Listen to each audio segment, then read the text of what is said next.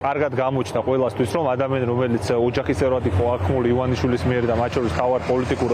თანაშემწედ, ასე ვთქვათ, ეს ადამიანი საუბრობს, რომ მის ოჯახს და მას ემუქრება საფრთხე, ხო? იმიტომ რომ კარგად იცის რიჟვაძეს რაც დაემართა, ანუ სრულიად დაუცველი არის არა მხოლოდ ოპოზიციურად განწყობილი საქართველოს მოქალაქე, არამედ მათ შორის ივანიშვილის მთელი გარემოცვა და მით უმეტეს ის ხალხი, რომელიც ახლა პარლამენტის ტრიბუნაზე დგას და ნებისმიერ მესიჯს ახმოვანებს, კარგად უნდა ხვდებოდეს რა ეფემერულია მათი ძალაუფლება დღევანდელი, ხო? სადაც ღარიბაშვილს და ლილუაშვილს ეს მოუვიდათ და უნდა გაიხსენოთ კომუნისტური წარსული და ამიტომაც ვაკეთებთ ხოლმე ამ პარალელს ხოლმე იქ მარტო ქაქუცა ჩოლოყაშვილს და პატრიოტ ქართველებს და მის შეფიცულებს კი არ დაერია საბჭოთა კავშირი და თავისუფლებისთვის მებრძოლ ხალხს, არამედ დაერია საკუთარ, ასე ვთქვათ, შემომყვანებს საქართველოში, ხო? და ისინიც გაანადგურა 90%. ამიტომაც ეს რეჟიმი ყველასთვის ერთნაირად საფრთხის შემცველი არის, როგორც თავისუფლების აღკვეთის, ისე პერსონალური უსაფრთხოების კუთხით და ეს კარგად უნდა აღიქვან და კიდევ ერს ვიტყოდი, რომ საუბრობდნენ ნაციონალურ მოძრაობაზე, რომ ამბობდნენ, რომ თურმე რაღაცა ქართველობას და კაცობას დაკარგულ ხალხზე საუბრობდნენ, პირველ რიგში გამოჩნდა ხო ნაციონალურ მოძრაობის მინისტრების ჩვენებები ხო გვახსოვს, არც ერთი მათგანი ერთმანეთის წინააღმდეგ ჩვენებას არ აძლევდა, მით უმეტეს მიხეილ სააკაშვილთან დაკავშირებით არ გაკეთებულა ერთი ჩვენებაც კი და კარგად ხედავთ ეს მინისტრები ერთმანეთზე, როგორ არ ვიცი მე მომქონდა ფული იმასთან, არა მე მომქონდა თურმე რაღაც ტომრებით ფული სხვასთან და ეს ერთმანეთს ესე ერთმანეთზე წერენ ესე ჩვენებებს, ხო კარგად გვესმის რა მორალზე დგას ეს ხალხი ყველაფერს რომ თავი დავანებოთ სამართალს და სახელმწიფოებრივ აზროვნებას, რა სახელმწიფოებრივ აზროვნება უნდა ვთქვათ, როცა უსაფრთხოების ხელმძღვანელი არის საერთაშორისო თაღლითური სქემის მთავარი პროტექტორი და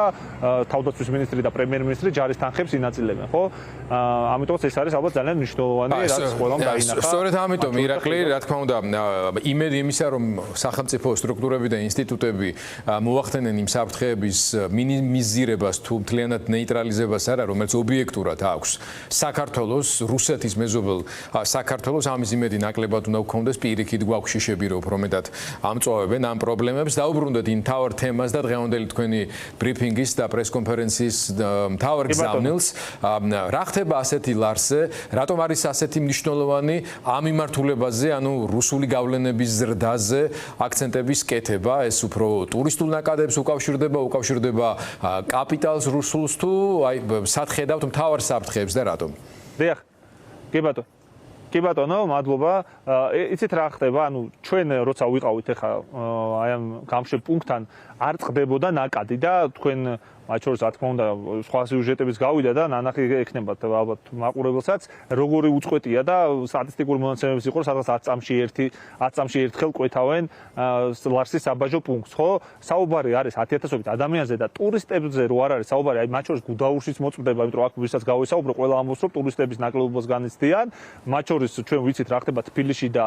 იგივე ბათუმში, სადაც რუსები ფლობენ უძრავი ქონების უკვე დიდ ნაწილს და მათ შორის ბიზნესები აქვთ ძალიან ბევრი ტიპის ბიზნესში აქვს საკმაოდ მონოპოლისტური მდგომარეობა, იგივე გართობის ინდუსტრიაში, რაც ქმნის მარტივ რეალობას, როცა მოაქვთ ხოლმე მაგალითი ჩვენი მმართველობის, ნაციონალურ მოძრაობის მმართველობის დროს ის ხალხი შემოდიოდნენ როგორც ტურისტები, იყო სამთბიანი ვადა ტურისტებისთვის განკუთვნილი, ეხა არის ერთწლიანი ვადა და თან არის მე შევახსენებ საზოგადოებას გამარტივებული აბსოლუტურად პროცედურა მოქალაქეობის მიღების, რითაც ისარგებლეს რუსებმა და ოფიციალური მონაცემებით სადღაც 30,000-მდე რუსმა ბოლო წლების მანძილზე მიიღო საქართველოს მოქალაქეობა. გარდა ამისა, ბატონი შათერიშვილი და ივანიშვილის სხვა გამხმოვანებლები საუბრობენ იმაზე, რომ 100,000-ობით ქართველმა უნდა დაატოვოს საქართველო იმ ხალხმა, რომელიც მათთვის მიუღებელი პოზიციის მქონე არის, ამისთვის არის ეს ყადაღები, ამისთვის არის ეს ჯარიმები, რეპრესიები, სამოქალაქო სექტორის, თავისუფალი მედიის, ოპოზიციური პარტიების და ეს ხალხი უნდა წავიდეს და უნდა ჩამოვიდეს ლოიალურად განწყობილი პრორუსული რეჟიმისთვის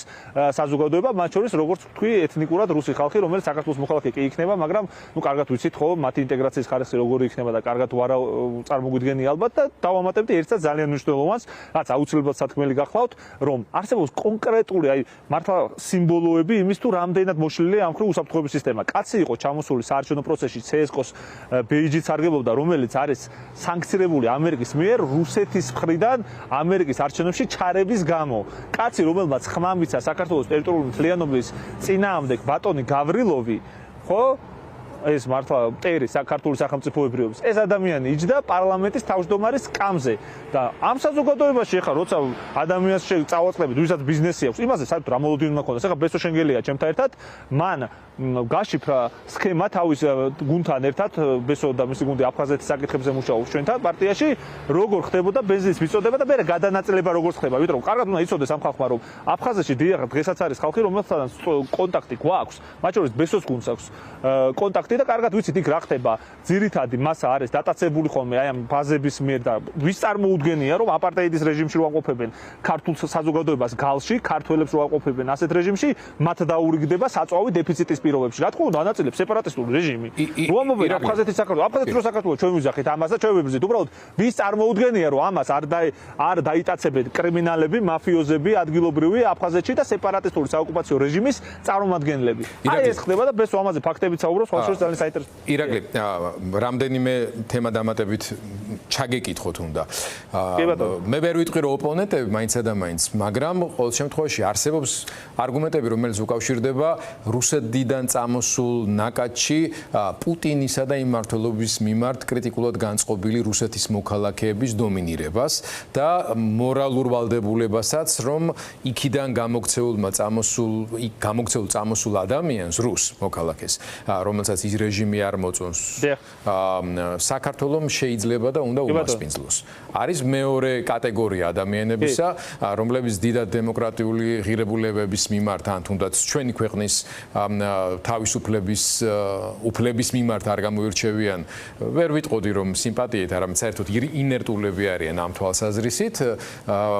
მაგრამ აი გამორბიან იმის გამო რომ არ უნდათ უკრაინაში საომრად წავიდნენ ესეც ანგარიშგასაწევი კატეგორიაა შეიძლება ხალხმა გითხრას რომ ჩვენი მხრიდან ზომების გამკაცრებამ შეიძლება პირიქით ამას შეუშალოს ხელი და პუტინ შეუწყოს ხელი რომ ეს ხალხი იქ დატოვოს გამოიყენოს უკრაინის წინააღმდეგ საბრძოლოდ და ასე შემდეგ აი თქვენ რომ გქონდეთ დღეს ამის საშუალება იმ გამოცდილებით რომელიც ნაციონალურ მოძრაობას და მიხეილ სააკაშვილს ჰქონდა რომელიც დღეს ძალიან კრიტიკულად უყურებს ამ სიტუაციას და დიდ საფრთხეს ხედავს უახლოესი თვეების განმავლობაში მაგრამ გვაქვს გამოცდილება რომ 2008 წლის ომის შემდეგ შემსუბუქდა სავიზო რეჟიმი მთლიანად არ გაუქმებულა იქაც ბევრი დეტალია მათ შორის შემოსვლაზე შედარებით ლიბერალური რეჟიმი ჰქონდა ჩრდილოეთ კავკასიის რესპუბლიკებში მცხოვრებ რუსეთის მოქალაქეებს და ბევრად განსხვავებული სიტუაცია იყო რას გააკეთებდით თქვენ რომ ეს საფრთხეები დაგესხვიოთ დიახ პირველ რიგში არ იქნებოდა ასეთი მარტივი მოქალაქეობის მიღების პროცედურა და ძალიან სენსიტიურია და ალბათ ყველა ხვდება ამას და ყველა ასე ვთქვათ იმ ქვეყანაში სადაც უსაფრთხოება არის პრიორიტეტული და ეროვნული ინტერესები ყველა მიხვდება რომ ოკუპანტი ქვეყნისგან 10,000-ობით მოქალაქე ყველა შემთხვევაში არის საფრთხე. გასაგებია რომ რაღაც ნაწილი იქ საზოგადოების შეიძლება იყოს ანტიპუტინისტურად განწყობილი და კონკრეტული შემთხვევები არსებობს რის გამოც უნდა არსებობდეს პასუხისმგებლიანი ორგანოები რომლებიც გამოიძიებენ მაგრამ ძალიან რთულად წარმოუდგენია ალბათ ვინმეს რომ ამ ადამიანების უდიდესი ნაწილი არის ანტიპუტინისტი და პუტინის წინააღმდეგ მებრძოლი მე ამის არ მჯერა პირდაპირ გეტყვით და დარწმუნებული ვარ ასეც გახლავთ და მათ შორის ამ ადამიანების დიდი ნაწილი შეიძლება იყოს მოწყვლადი რუსული უშიშროების მხრიდან უფრო მეტად ვიდრე სხვები ხო ყველაფერს რო თავი დავანებოთ სულ რაღაც გაქანებული იმპერიალისტები რომ არ იყვნენ ამიტომ ეს არის ძალიან საფრთხილო და სენსიტიური საკითხი ოკუპირებულ ქვეყანაში სადაც რუსული გავლენის გამო არის სანქცირებული ძალიან ბევრი ადამიანი და სადაც რუსულ გავლენას რამდენი ჯგუფი და ორკესტრირებული მთელი ეს ქსელი ემსახურება კარგად ვიცით ამიტომაც ვამბობ რომ აქ რა თქმა უნდა ბევრად მნიშვნელოვანია რა თქმა უნდა გათვალისწინება იმის რასაც თქვენ ამბობთ რომ აქ შეიძლება ტურისტებთან იყოს საქმე და ეს გათვალისწინებული იქნება კიდევაც ამიტომ ვამბობ რომ აქ სამთვიანი ეს ტურისტული რაც იყო მაშინ ჩვენი მმართველობის დროს ეს არის აბსოლუტურად გონივრული რამ მაგრამ მოქალაქეობის ესე დარიგება ადამიანებისთვის უძრავი ქონების სფეროში და სხვადასხვა ძალიან მნიშვნელოვან სფეროებში ბიზნესის სფეროებში და მშენებლობის სფეროებში ფაქტობრივად დომინანტური პოზიციების მიცემა საქართველოსთვის უმნიშვნელოვანეს სტრატეგიულ ქალაქებში ეს არის უკვე ძალიან სერიოზული საფრთხე ეროვნული ინტერესებისთვის რასაც სჭირდება კონკრეტული პოლიტიკა რაც გაამკაცრებს მათ შორის მოქალაქეობის მიღებას უცხო ქვეყნის მოქალაქეებისთვის განსაკუთრებით რუსეთისგან იმიტომ რომ ჩვენ რო ამბობენ რუსოფობები ქსენოფობები კი არ ვართ ჩვენ ვართ პატრიოტები და როცა ხარ პატრიოტი და როცა იცი რომ ის ქვეყანა რომელსგანაც შემოდის ამდენი ადამიანი უკონტროლოთ არის შენი ქვეყნის ოკუპანტი და იქ რუსული უშროება მართავს ეფექტურად ყველაფერს რა თქმა უნდა შენ უნდა გქონდეს სხვანაირი პოლიტიკა არაადეკვატური იქნები უგუნური იქნები, უპასუხისმგებლო იქნები, რომ იგივე პოლიტიკა ქონდეს ამ ქვეყანასთან ოკუპანტთან, იგივე პოლიტიკა ქონდეს, რაც გაქვს პარტნიორ ქვეყანასთან, მარტივად რო თქვა. და აი ამათ პირობებში ხარ აზია საუბარი, რომელ ეფექტურ პოლიტიკაზე აგერ კობი ქვეშეთის გზაზე მოდიოდით, ლაშა ფარულავა ამ თემაზე მუშაობდა, ჩვენთან ერთად იმყოფება ჩვენი ანტიკორუფციული გუნდის ლიდერი, რომელიც ძალიან დიდი ხანია უკვე ამ გზაზე საუბრობდა, რომელსაც სხვა შორის ეწინააღმდეგებოდი თავის დროზე, მაგრამ ფაქტი არის მარტივი. გზას ეწინააღმდეგე თუ არ ეწინააღმდეგე, ვერც ეს გზა ვერ გააკეთეს. 2024 წელს უნდა დაემთავრებინათ, ეხლა თვით მივედით და ეხლა თურმე 28 წელს დავამთავრებთ და იძახიან და აი ამ ხალხს, რომელიც ეხლა ესეთ გზებს სადაც რაღაც 4, 5, 6 წლის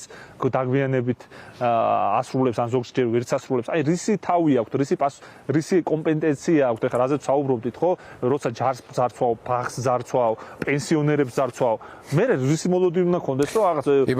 მადლობა გააკონტროლებენ და 10,000-ობით მადლობა უთხრათ ვერ გვექნება, ამიტომაც აუცილებელია ამ პრობლემის მოგვარება. დიახ.